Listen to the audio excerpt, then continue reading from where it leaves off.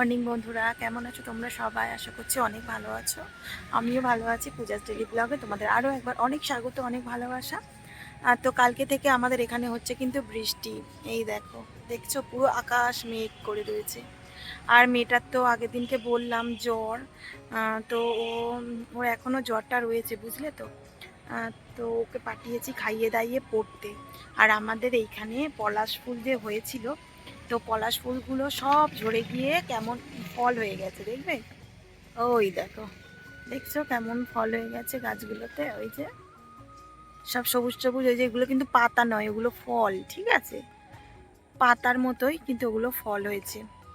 তো আর এখানে সেবাশ্রয় হয়েছিল, সেই সেবাশ্রয়ের প্যান্ডেল, সেবাশ্রয় তো শেষ হয়ে গেছে, সেই প্যান্ডেলটা খুলে নিচ্ছে। তো আচ্ছা, তোমাদেরকে দেখাই এটা কি গাছ বলো তো, এটা কি গাছ বলো তো তোমরা। এই যে ভালো করে দেখো, এই যে দেখো, এটা কি গাছ তোমরা যদি কেউ জানো কমেন্ট বক্সে কিন্তু আমাকে অবশ্যই কমেন্ট করে জানাবে, ঠিক আছে।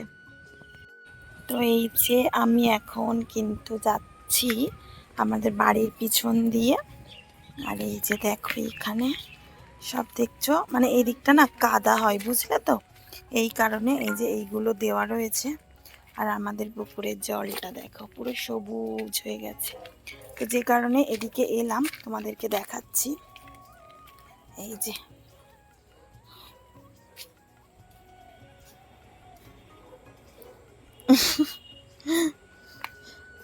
তো এই যে এখানে এই যে আমাদের ইলেকট্রিকের কাজ হচ্ছে।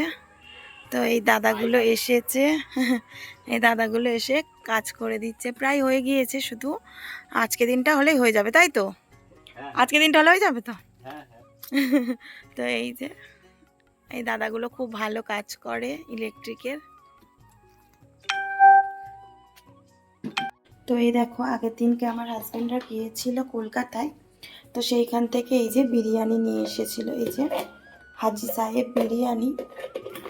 তো এই যে এক একটা কন্টেনার নিয়েছে 270 টাকা করে। এই যে এক একটা কন্টেনার নিয়েছে না 270 টাকাগুলো। তো কন্টেনারের থিকনেসগুলো একটু বড়। তো আমাদের এখানে কিন্তু পাওয়া যায় 100 টাকা 120 টাকায় বিরিয়ানি পাওয়া যায়।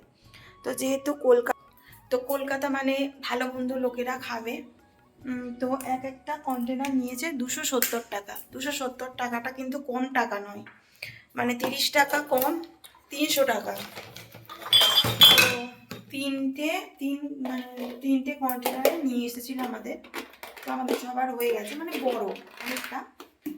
তো সত্যি কথা বলতে কি বলতো, আমাদের এখানে হয়তো অনেকটা নাম করা দোকান নয়, কিন্তু অনেক টেস্ট রয়েছে সেই বিরিয়ানির।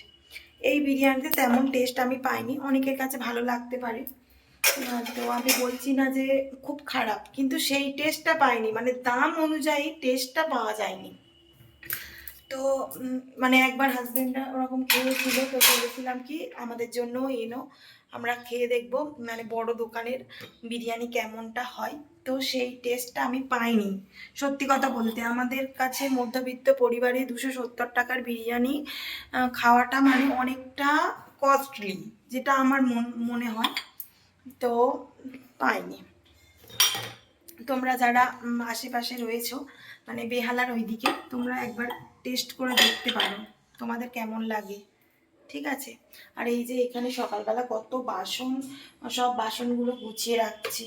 সকালবেলা এত বাসন মাজতে গেলে অনেকটা টাইম ওয়েস্ট হয়ে যায়। আর আগের বারে না এরা এসেছিল, তো এই যে স্টিলের কাপগুলোতে দিতাম। তো আমার কেমন বাপি বললো কি স্টিলের কাপে বাপি খাও, আমি তোমার মেলা থেকে কিনে দেবো, কিন্তু আমার কেমন একটা লাগলো।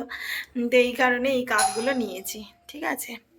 আর এদিকে মনে হচ্ছে আমার মেয়ে এসেছে, বেল বাজিয়েছে, দেখছি। ও হ্যাঁ হ্যাঁ, আসুন। তো ইনভার্টার আমাদের প্রবলেম হয়েছে, এই যে ভাইটা এসেছে, চলছে না বলছে তো ইনভার্টারটা।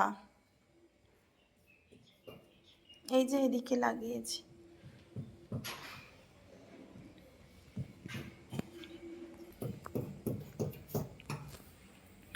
চলো আমি বাসনগুলো মানে গুছিয়ে নিই সব। কত বাসন নিয়েছি দেখেছো, তারপর জামা কাপড় কেচেছি। কি বলতো, হাজবেন্ডটা আগের দিনকে দিয়েছিল, যে কলকাতায় তো বৃষ্টি হয়েছে, পুরো কাদা হয়ে ভর্তি, জুতো ধুয়ে দিলাম, জুতোটাও পুরো কাদায় ভর্তি। এত শরীর খারাপ তবুও কিন্তু মেয়েটাকে পড়তে পাঠাচ্ছি। তো আগের দিনকে কিন্তু আমাদের এখানে হয়েছে বৃষ্টি, তো এই কারণে বেশ সকাল থেকে না ঠান্ডা ঠান্ডা। তো মেয়েটাকে এই যে দেখতে পাচ্ছ টুপি একটু হালকা পাতলা আর সোয়েটার পরিয়ে ওকে কিন্তু পাঠিয়েছিলাম পড়তে।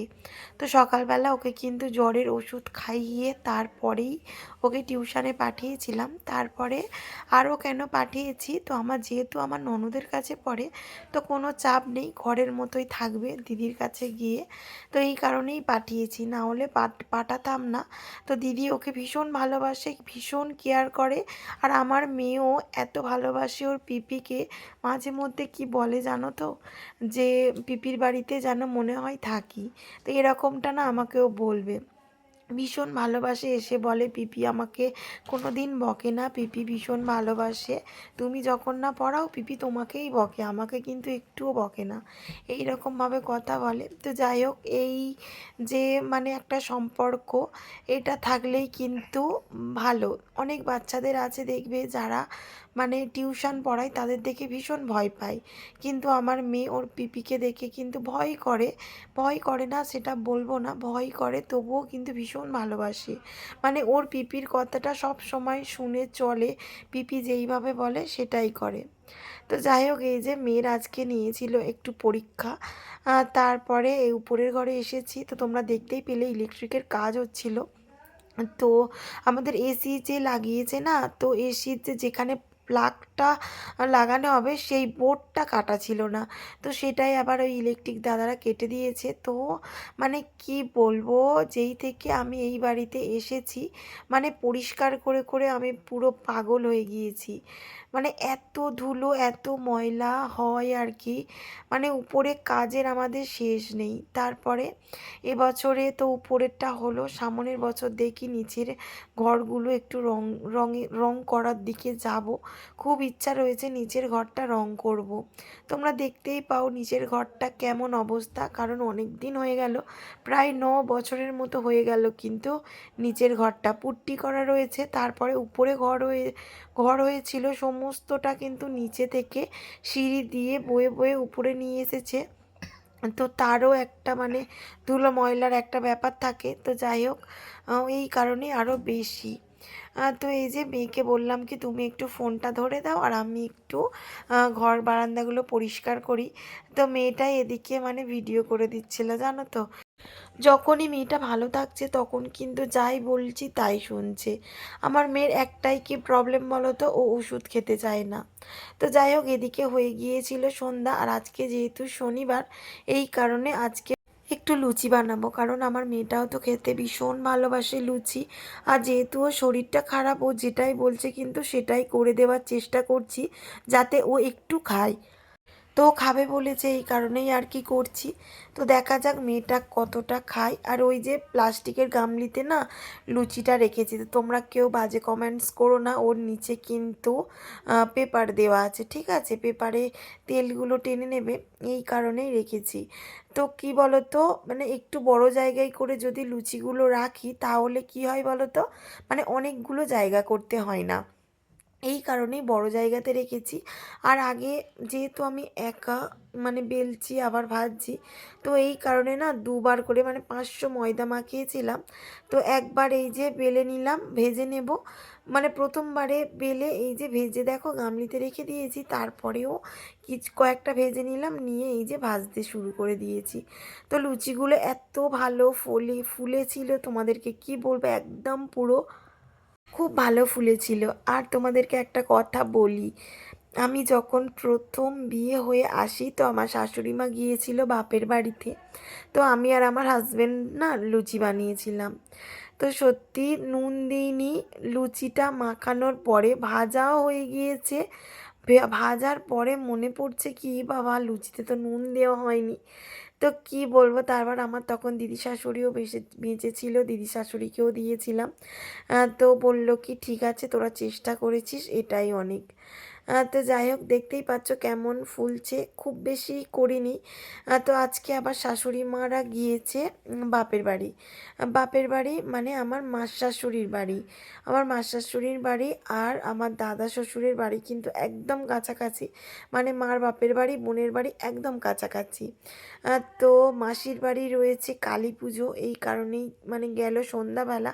মা যাবে না যাবে না করেও কিন্তু আমি মাকে জোর করে পাঠালাম, বললাম কি যাও ঘুরে এসো, ভালো লাগবে। তো বন্ধুরা, সবেমাত্র খাবার করলাম, খাবার করে উঠলাম। আর বোন তো মেয়েকে পড়াচ্ছে, কারণ মঙ্গলবার থেকে ওর পরীক্ষা রয়েছে। আর আমার মেয়ে বাথরুমে গিয়ে গান করছে, ওই দেখো, শুনতে পাচ্ছ?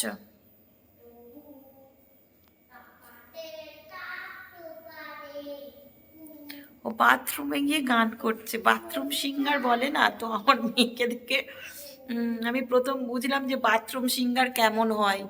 তুই বাথরুমে গিয়ে গান করছো? হ্যাঁ, তোমার হয়ে গেছে? দেখছো, এখনো হয়নি, বাথরুমে গিয়ে গান ধরেছে। তারপরে ওর শরীরটা খারাপ না, ওই যে অ্যান্টিবায়োটিক নিয়ে এসেছে, একটা জ্বরের ওষুধ খাচ্ছে, এই কারণেই বলছে চুপ করো।